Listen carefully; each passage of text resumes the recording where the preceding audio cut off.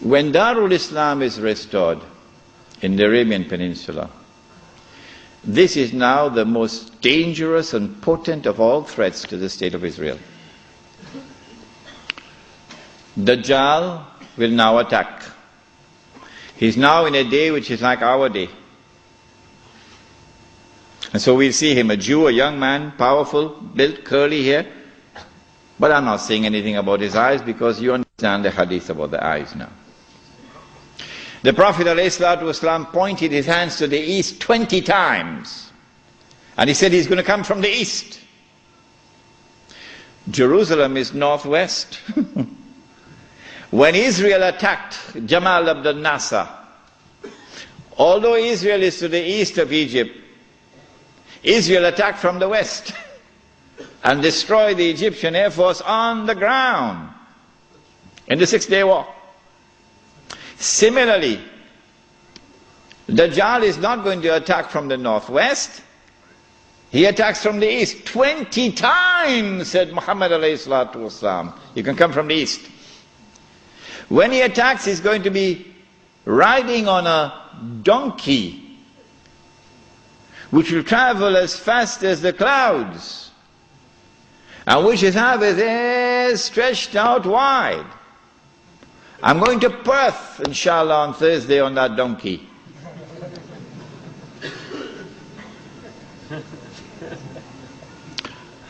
And so, we're talking about fighter aircraft. And east of Medina and Mecca is the Saudi Air Force Base, which is now also an American Air Force Base in Dhahran. As they attack Mecca and Medina, the angels defend Mecca and Medina. This is there in Sahih Muslim. And the attack is diverted to Damascus. And then the confrontation takes place. Dajjal is outside and the Imam is inside the masjid. And now history repeats itself. The Jews are rubbing their hands. We got them now. There's no escape.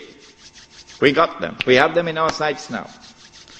As someone else was rubbing his hands, as his army was approaching them, and in front of them was the sea, and behind them is the army, and they're rubbing their hands. We got them now. Who was he? Fir'aun. And so history repeats itself. But at the last moment, Allah subhanahu wa ta'ala says to Musa alayhi salam, take your rod and strike the water. And then the divine intervention took place, the miracle. And the believers were saved. وَإِذْ فَرَقْنَا بِكُمُ الْبَحْرِ فَأَنْجَيْنَاكُمْ وَأَغْرَقْنَا آلَ فِرْعَوْنَ وَأَنْتُمْ تَنْظُرُونَ. Now history repeats itself. As the Jews are rubbing their hands, we've got them now, we've cornered them. At that last moment, history repeats itself. The Son of Mary comes down with his hands resting on the wings of two angels. The first time he came, Allah raised a man. And when the Messiah came, he came in front of that man. And that man said, here he is, this is the man you've been waiting for, this is the Messiah. Who was that man? Yahya alayhi salam. So this is a divine method for positive identification. But Ibn Khaldun, may Allah bless him and have mercy on his soul, that great scholar, we are not fit to clean his shoes. Ibn Khaldun did not understand this. And Muhammad Iqbal, that great scholar, we are not fit to clean his shoes. But Muhammad Iqbal did not understand this. And so many other scholars have not understood it. And they rejected all the ahadith on Mahdi as fabricated. Ibn Khaldun did it and everybody else followed him. But now history repeats itself. The divine method of positive identification is repeated. As the Son of Mary comes down in the masjid, Imam Al-Mahdi says, here he is, this is the son of Mary. And history repeats itself. May Allah forgive Ibn Khaldun. And then the son of Mary responds, identifies himself. Imam asks him, you lead the salat. He says, no, you are the Imam, you lead. After the salat, then the confrontation takes place between the false Messiah and the true Messiah. And the false Messiah is killed. And then Gog and Magog are destroyed. The Sea of Galilee is dry. And after Gog and Magog are destroyed and Dajjal is killed, now the state of Israel is without any support. Now it's going to be a level battlefield. A level battlefield. I may be wrong, but I suspect that there's going to be a massive collapse of the world of modern technology. I suspect that. And so horses are now going to be used once again. Yeah. The army now comes out of Khorasan, and that army attacks and destroys the state of Israel. The first time it was a Babylonian army. The second time it was a Roman army. And after the Roman army destroyed them and threw them out of the land, Allah said, وَإِنْ عُدْتُمْ عُدْنَا وَإِنْ عُدْتُمْ عُدْنَا. If you return with your fasad, we will return with our punishment. They return with their fasad. It's happening now before your eyes. And so Allah returns with His punishment. وَإِنْ عُدْتُمْ عُدْنَا. And so now the Muslim army destroys the state of Israel. It is at this time that the Prophet said, alayhi salatu wasalam, the hadith in Sahih Bukhari, Sahih Muslim, you will know who is the true leader amongst the Muslims today. Because you'll not be afraid to quote this hadith. And you will know those who betray Islam, because they will never quote this hadith. Never. They'll lose their jobs.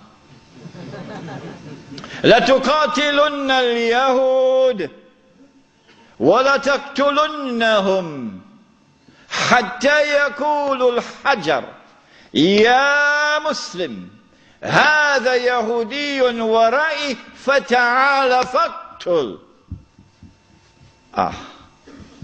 If you're 17 years of age tonight, this is music in your heart. Yeah. If the beard is grey, well, things are not the same anymore. You will most certainly fight the Jews. And you will most certainly kill them. And at that time the stones will speak. Muslim, there's a Jew hiding behind me. Come and kill him. And so the Holy Land is liberated. This ends the subject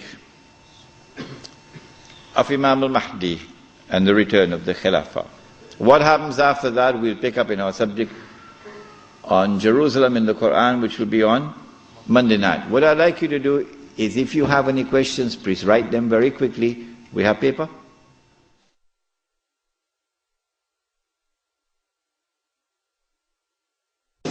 Question 1. Please define the geography of Khorasan. Where is Khorasan? Khorasan, in the time of the Prophet ﷺ, has been researched by the eminent Pakistani scholar, Dr. Israr Ahmad, and he has explained that Khorasan is that territory which extends from northwest Pakistan, the Pathan belt, northeast Iran, the whole of Afghanistan, and the territory north of Afghanistan. But clearly Afghanistan is in the heart of Khorasan. No. This territory has one thing distinctive about it,